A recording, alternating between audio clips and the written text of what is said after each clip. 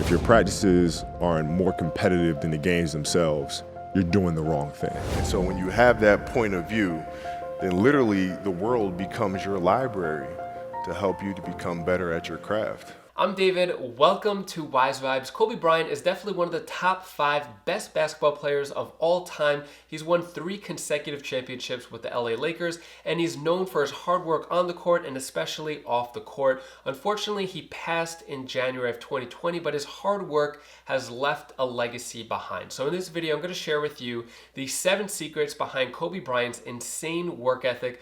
Starting off with number 1, work the hardest. I read a story that you used to play guys to 100. You'd be like, you have to stay in this gym and play me to 100. And I mean, what was the biggest margin of victory you'd ever win at? In high school, I used to spot guys 99 to 100. No kidding. But listen, these practices are meant to be competitive. They're meant to be competitive. If your practices aren't more competitive than the games themselves, you're doing the wrong thing. Mm-hmm. And most of these teams and coaches have gotten into a mindset of resting players. Mm-hmm. Oh, it's too much. We're not going to practice light day. Phil never gave us a light day. Mm-hmm. There's no days off. You show up and you work. Yeah. You practice. Yeah. And practices are going to be worse. They're going to be more physical. There's going to be more trash talking. And I'm going to let you know. Right? Yeah. If you didn't show up today, I'm going to let you know. Yeah. And it's going to be embarrassing. And you're going to hate it. But when Game 7 rolls around in NBA Finals, you will be prepared. Number 2 is study success. Kind of take us behind kind of the current with Michael. Was there ever a moment that you guys spoke that you felt like it energized you and you learned from him? Yeah, it was crazy, man, because my favorite player was Magic growing up. Mm. And then I quickly realized my father stole all my height, and I wasn't going to be a 6'9" point guard. So I had to, so I looked at this young guy coming up. And the thing that I marveled at wasn't the fact that he was getting to the rim and doing these fancy stuff. It was like, how is he getting to the rim? Mm. How is he doing it? Right? And you look at the footwork, you look at the fundamentals, you look at the spacing, the pacing, right? And all those little things, the angles. Mm. And that's what becomes fascinating. It's like, okay, how do I get there? Right? So I started studying all those basics. Mm-hmm. And then when I came to the league, the first time I played against him, I won his respect because it was like, this kid's not scared of me at all. Mm-hmm. Right? And he saw a kindred spirit from that standpoint. Mm-hmm. And that started a relationship. And it became something where it was like, text him anytime, hits me right back. Mm-hmm. Questions, hits me right back. And we're talking all the time. Number 3 is push through. If you're liking the video so far, hit the thumbs up button down below and subscribe for more daily motivational videos like this. Number 4 is have a purpose. Trivial things weren't going to pull my attention. It had to be things, weren't going to pull my attention. It had to be things that I had a purpose. I wanted to be one of the best basketball players to ever play.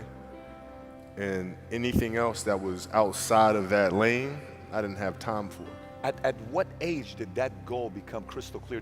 I made that deal with myself at 13 years old. At 13 years old? 13 years old. That's the you deal were I made. crystal clear about it? Crystal clear.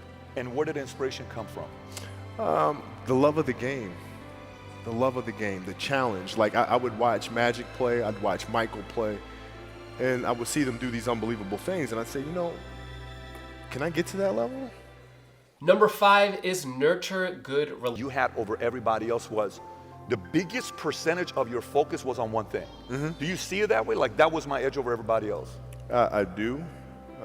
At the time, I didn't really understand that, right? So, basketball for me was the most important thing. So everything I saw, whether it was TV shows, whether it was books I read, people I talked to, everything was done to try to learn how to become a better basketball player. Everything. And so when you have that point of view, then literally the world becomes your library to help you to become better at your craft. The world becomes your library to help you improve your craft, better your craft. Yes, indeed. And number 7 is be a great teammate. There was a year there in 2003 where I had 40 points in 9 straight games. Right? Shaq was out. It was a toe thing. So Phil comes to me before the stretch, says, Kobe, we need you to take over the offense. I'm like, all right, cool. So that literally— Say no more. I got it. Fine. I got it. So that literally started the streak of 40 straight games, 40 points in 9 straight games. Shaq comes back from injury and Phil goes, I still continue to do it, right? And then Phil calls me to his office, goes, hey, we're starting to lose the big fella. What do you mean? Well, he's not getting the attention. This 40-point streak is starting to kind of take away his fire to prove something, right? So I need you to start dialing it back. I'm like, what? He says, we're going to lose him, and we need him in June. Okay. All right. You have a game against the Clippers. I think I like 38 or something like that. And I had a chance to score 40 and get 40 again. It was a blowout game. I dumped the ball in the shack instead of shooting a wide open shot. The 40-point streak ended that night. Wow. That was it. And that's inside stuff that people don't know. Right. Please tell me you went into people Phil's don't office know. and said, are you happy Yes. now? Yeah. Because Phil was like, hey, we got to dial it back. We're starting to that's lose the big fella. Perfect Kobe, too. He's like, you got to dial it back. You're like, all right, I'll score 38 instead of 40. Well, I mean, this is the streak thing. It would have been 10 in a row. I would have broke a record. Right. Right. I would have broke the record. But instead, Rest in peace, Kobe. He left us way too soon, but he left us with so much wisdom. I'm going to leave you with this Kobe Bryant quote.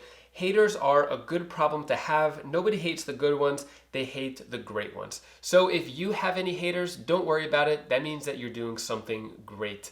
If you want some more daily motivational and inspirational videos, hit the subscribe button down below. Comment down below if you want to see any more videos on Kobe or anyone else. If you want some more inspirational videos, click this video right over here, and I'll see you in the next video. I hope you have an amazing day.